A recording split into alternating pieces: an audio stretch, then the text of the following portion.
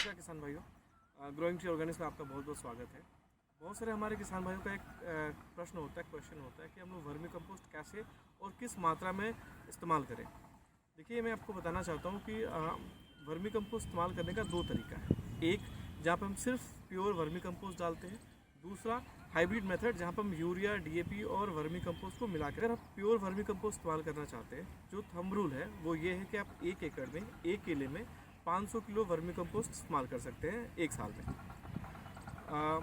लेकिन जो भाई कभी भी वर्मी कंपोस्ट या कोई भी दूसरा जैविक खाद अपने खेत में इस्तेमाल नहीं करते हैं, उनको स्टार्ट करने के लिए कम से कम 3 गुना, जो हमारा थंब रूल है उससे 3 गुना वर्मी कंपोस्ट इस्तेमाल करके स्टार्ट करना चाहिए।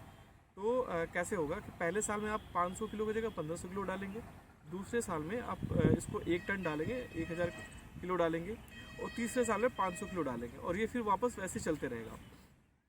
ये क्यों करना पड़ता है?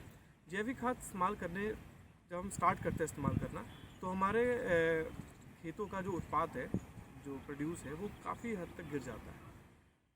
इस जो उत्पाद कम होता है, इसको कम से कम करने के लिए, कमी को कम करने के लिए हम जो है अपने खाद का मात्रा बढ़ा देते हैं। ये आपका पहला तरीका है भाइयों। दूसरा तरीका ये है कि आप जितना भी यूरिया और डीएपी इस्तेमाल कर रहे हैं उसका 50% इस्तेमाल करें, और जो हमारा पहले साल, दूसरे साल, तीसरे साल में वर्मी कंपोस्ट इस्तेमाल करना है उसका 50% इस्तेमाल करें।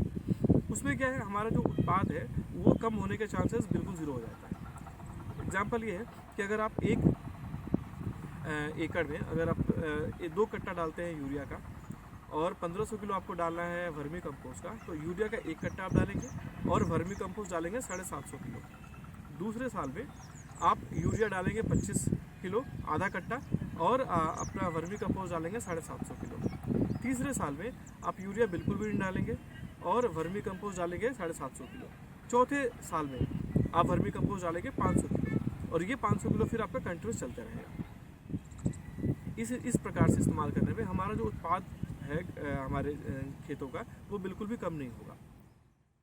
तो दोस्तों, अब अगली वीडियो में आपसे वापस मिलूंगा, जहाँ पे कुछ स्पेसिफिक फसलों पे कुछ हमको अगर वर्मी कंपोस्ट में चेंजेस करने हैं, इस्तेमाल करने में चेंज करना है, क्वांटिटी में, मात्रा में चेंज करना है, उसके साथ हम एक नए वीडियो के साथ आपके साथ आएंगे। नमस्कार।